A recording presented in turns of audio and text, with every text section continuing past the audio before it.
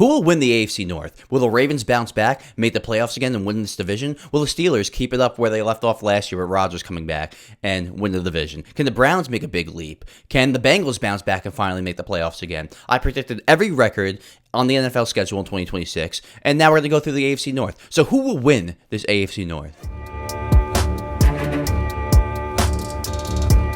I honestly think, and this is genuine, that the Baltimore Ravens are going to bounce back this year. I have them going 12-5. I think they're going to bounce back. Lamar was banged up last year. Looked like he lost a step, but maybe that was due to injuries. I think Lamar's going to come back this year, look just like good old Lamar, have a big year. I think having a great defensive coordinator now as your head coach will help that defense. They add Trey Hendrickson. Hopefully he has some years left in the tank. And they drafted a few receivers. Still have Derrick Henry. It was tough losing Tyler Linderbaum. It was tough losing Isaiah Likely. But I think the Ravens will get back to where they were a few years ago, and Lamar's going to have a big year. I'm just a big Lamar fan, so maybe I'm a little biased, but I do think the Ravens are going to bounce back, and Lamar's going to have a big year, and they're going to go 12-5.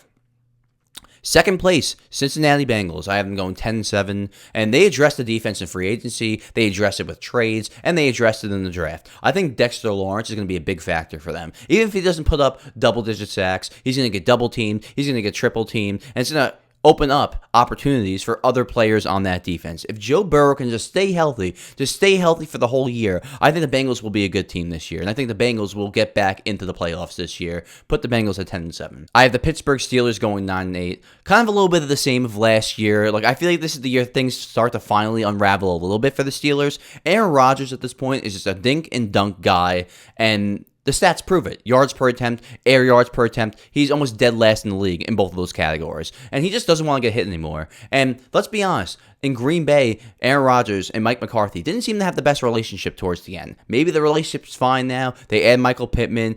I feel like still, even adding Michael Pittman, now you have him and DK Metcalf. I still feel like this offense is going to be similar to last year. They'll be competent, but they'll have a quarterback that's not able to extend plays, so it's going to limit them.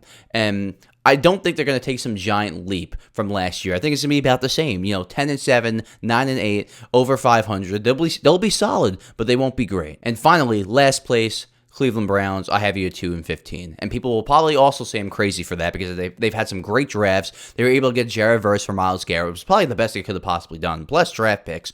I think Andrew Berry's made a couple really good moves over the last couple of years. He's had some really good drafts. Like I said, getting Jared Verse for Myles Garrett. They have some nice young talent on that offense, but almost the same position as the Jets. It doesn't matter about the pieces around the quarterback. It's about, do you have the quarterback? And it's not even really about Shedeur Sanders. I'm not really going to get into him too much in this video. It's the fact that I'm hearing that they're deciding to roll it back with Deshaun Watson once again. Let's forget all the legal troubles with Deshaun Watson.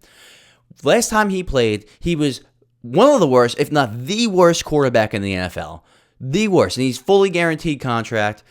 Are you really going to run that back again? I would just play Shedeur Sanders, see what he has, but nope, they are just so gung-ho on running it back with Deshaun Watson. If Deshaun Watson plays, and he played like he did a couple of years ago, the last time he played, this is going to be a shit show for the Cleveland Browns. So I cannot put them higher than 2 wins if Deshaun Watson is going to be rolling out there at quarterback, because he's genuinely awful now. He's a shell of himself. There was once upon a time where Deshaun Watson was great, but he looked nowhere near that last time he played. So I think things are going to get very, very ugly for the Cleveland Browns, even though they've had some good drafts, even though they made some decent trades, had some good free agency signings. If you look at the roster, especially the offense, a bunch of young talent that looks really, really promising on that roster. Even the defense, the defensive line, the secondary.